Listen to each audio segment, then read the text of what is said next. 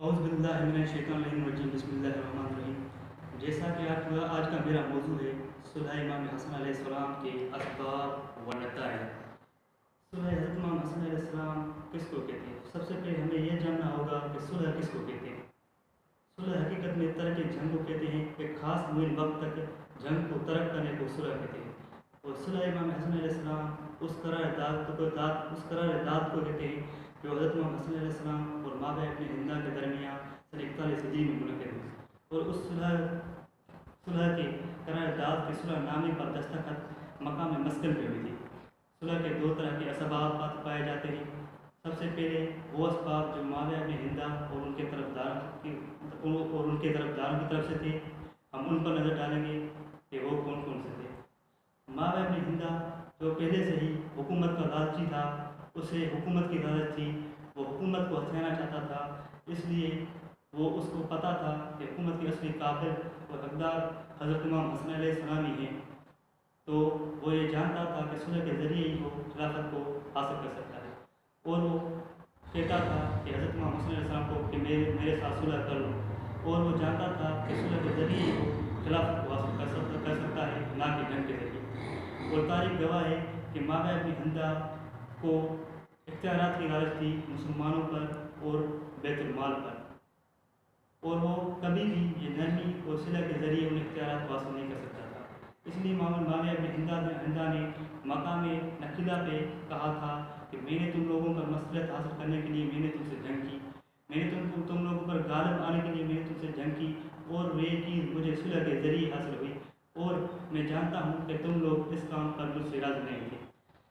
उसके साथ साथ माले का जो असली हदफ था, यानी कि हुकूमत को हासिल करना, उसके साथ साथ माले के ख्याल में ये भी था कि हज़रत इमाम हसन अलैहिस्सलाम का हुकूमत से किनारा गिरी करना आम लोगों की नज़र में खिलाफत से किनारा गिरी करना शुमार होगा, जिसके ज़रिए लोग हज़रत इमाम हसन अलैहिस्सलाम से खफा हो जाएंगे। और इसकी वाज़ह दलील ये भी है कि वो लोगों को कहता रहता था कि मेरी बउनवान खलीफा मुसलमानों की मेरी बैत कर लो, और वो लोगों से ये कहता कि मेरी मुसलमानों के खलीफा के लिए मेरी बैत कर लो और मुझे मुसलमानों के खलीफा के तौर पर कबूल कर लो। और जो असबाब जो हज़रत इमाम हसन अलैहिस्सलाम और उनके तरफदारों की तरफ से पाए जाते हैं सुलह के लिए, उनमें से सबसे पहला ये है कि लोगों का दुनिया से मोहब्बत और दीन से दूरी इख्तियार कर लेना। ये सबब बनी हज़रत इमाम हसन अलैहिस्सलाम का सुलह करने और दीन से दूरी इख्तियार कर लेना। ये सबब बनी हज़रत इमाम हसन अलैहिस्सलाम का सुलह करने के लिए। हज़रत इमाम हसन अलैहिस्सलाम ने इन दो आमिल यानी कि दुनिया से मोहब्बत और दीन से दूरी को सुलह का असली तरीन सबब करार दिया है। और हज़रत इमाम हसन अलैहिस्सलाम उन लोगों को अब्दल दुनिया कहते और उन लोगों को अब्दल दुनिया से याद करते, यानी कि दुनिया के गुलाम और दुनिया के बंदे, इससे याद करते थे उन लोगों को जिनकी दुनिया से मोहब्बत थी और दीन से दूरी थी। पैमाने शिकनी और बैत शिकनी लोगों की हुई हज़रत इमाम हसन के इख्तियारात में। हज़रत इमाम हसन के इख्तियारात में लोगों ने बैत से बेवफाई इख्तियार की और अपने पैमान पर बाकी न रहे। इसलिए हज़रत इमाम हसन अलैहिस्सलाम ने जब देखा कि केस बिन सद अपने लश्कर के साथ मावा से जा मिला है, तो हज़रत इमाम हसन अलैहिस्सलाम ने उससे फरमाया कि मेरे वालिद ग्राम की शहादत के बाद तुमने मेरे हाथों पर बैत कर ली थी और मैंने भी उसको कबूल कर लिया। वो तुमने अपनी मर्ज़ी से किया था, लेकिन मैं अब इस रास्ते पर बाहर आ गया और तुम मावा से जाकर मिले हो, और खुदा जानता है कि मेरे इस बारे में क्या इरादे थे, और अब तुमने जो करना था वो तुमने कर दिया है। हज़रत इमाम हसन अलैहिस्सलाम और उनके तरफदारों की तरफ से दूसरा जो सबब था सुलह करने के लिए, वो ये था कि लोगों ने खयानत बेईमान की थी, यानी कि इमाम की शान में खयानत की थी। और पहले से ही मावा इब्न हिंदा लोगों को लालच के ज़रिए दुनियावी मामलात में उलझाने के ज़रिए अपने लश्कर में मिलाता जाता, और उनको लालच देकर हज़रत इमाम हसन अलैहिस्सलाम के लश्कर में जो लोग थे उनको लालच देकर अपने लश्कर में शामिल करता जाता। और उनमें से एक शख्स वो था जो कबीले कुंदा से ताल्लुक़ रखता था, जिसको माविया ने 5 लाख दरहम के एवज़ खरीद दिया था, और वो अपने 200 अफराद के साथ माविया के लश्कर के साथ जाकर मिला। इसलिए हज़रत इमाम हसन अलैहिस्सलाम ने उससे फरमाया कि मैंने तुम्हें कई मरतबा कहा है कि तुम बेवफा हो और तुम दुनिया के गुलाम हो। حضرت امام حسن علیہ السلام کے صلح کرنے کا سبب یہ بھی تھا کہ حضرت امام حسن علیہ السلام کے لشکر میں کثیر تعداد ان لوگوں تھی جن کا مقابلے کے لیے قوت اعظم نہیں تھا۔ اسی لیے جب حضرت امام حسن علیہ السلام کو جارح ابن قدامہ نے کہا کہ حضرت مولا ہم اپنے لشکر کو دشمن کے لشکر کی طرف حرکت دیں، تو حضرت امام حسن علیہ السلام نے اس کو جواب میں کہا میں اپنے لشکر میں دیکھ رہا ہوں کہ اس میں اکثر تعداد تمہارے عقیدے کی طرح نہیں ہے، ان میں سے آدھی یا کم تر کے لوگوں کی تعداد کا عقیدہ جو ہے تمہاری طرح کا عقیدہ نہیں ہے، اگر ان سب کا عقیدہ تمہاری طرح کا ہوتا تو میں ان کو ضرور بھی یہ حکم دیتا کہ لوگ دشمن کے لشکر کی طرف حرکت کر لیں۔ تعداد کا عقیدہ جو ہے تمہاری طرح کا عقیدہ نہیں ہے، اگر ان سب کا عقیدہ تمہاری طرح کا ہوتا تو میں ان کو ضرور بھی یہ حکم دیتا کہ لوگ دشمن کے لشکر کی طرف حرکت کر لیں۔ دوسرا سبب جو حضرت امام حسن علیہ السلام کا صلح کرنے کے لیے یہ ہوا تھا وہ یہ تھا کہ حضرت امام حسن علیہ السلام اپنے اہداف کو حاصل کرنے میں نا امیدی دیکھ رہے تھے، جو انہیں اہداف حاصل کرنے تھے جو ان کو اہداف حاصل کرنے تھے امامت کے لحاظ سے، وہ ان کو حاصل کرنے میں نا امید ہو چکے تھے۔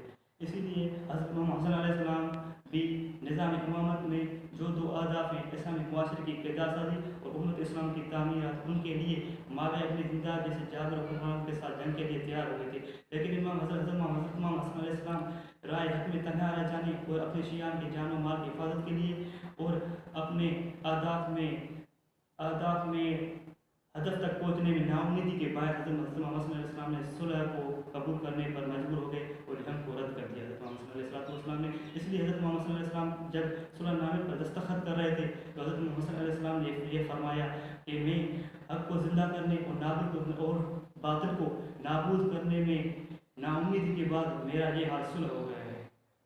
یہ تھے اسباب جو حضرت امام حسن علیہ السلام کی طرف سے تھے صلح کی پیشکش کو قبول کرنے کے لیے، اور جو نتائج ہمیں صلح کے ذریعے حاصل ہوئے ان پر ہم نظر ڈالیں گے۔ یقینی طور پر حضرت امام حسن علیہ السلام نے جو نتائج صلح کے ذریعے حاصل کیے وہ نتائج جنگ کے ذریعے کبھی بھی حاصل نہ ہو سکتے تھے۔ جو نتائج جنگ کے صلح کے ذریعے حاصل ہوئے تھے حضرت امام حسن علیہ السلام کو، ان میں سے پہلا جو تھا وہ تھا بقائے نظام امامت۔ بقائے نظام امامت میں ہی اسلام کی بقا پوشیدہ تھی، اسی لیے صلح کا بہت ترین جو نتیجہ تھا وہ تھی بقائے نظام امامت۔ اسی لیے حضرت امام حسن علیہ السلام سے جب حضرت ابو ذر غفاری نے سوال کیا کہ مولا آپ نے معاویہ جیسے حکمران کے ساتھ صلح کیوں کی، حضرت امام حسن علیہ السلام نے ابو ذر کے جواب میں کہا کہ میں دین اسلام کی تحفظ اور بقا چاہتا تھا۔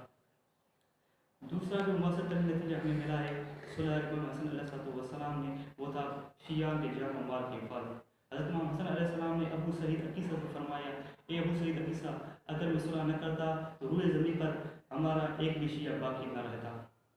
اور تیسرا اہم ترین جو نتیجہ صلح کا ہمیں ملا ہے وہ ہے امن کو اختیارات دینا، خرافات پر جنگ پر امن کو اختیارات دینا۔ حضرت امام حسن علیہ السلام نے یہ صلح کے ذریعے بہت ترین نتیجہ حاصل کیا ہے کہ مولا حسن علیہ السلام نے امن کیا۔ حضرت امام حسن علیہ السلام اور تیسرا اہم ترین جو نتیجہ صلح کا ہمیں ملا ہے وہ ہے امن کو اختیارات دینا، خرافات پر جنگ پر امن کو اختیارات دینا۔ حضرت امام حسن علیہ السلام نے یہ صلح کے ذریعے بہت ترین نتیجہ حاصل کیا ہے کہ مولا حسن علیہ السلام نے امن کیا۔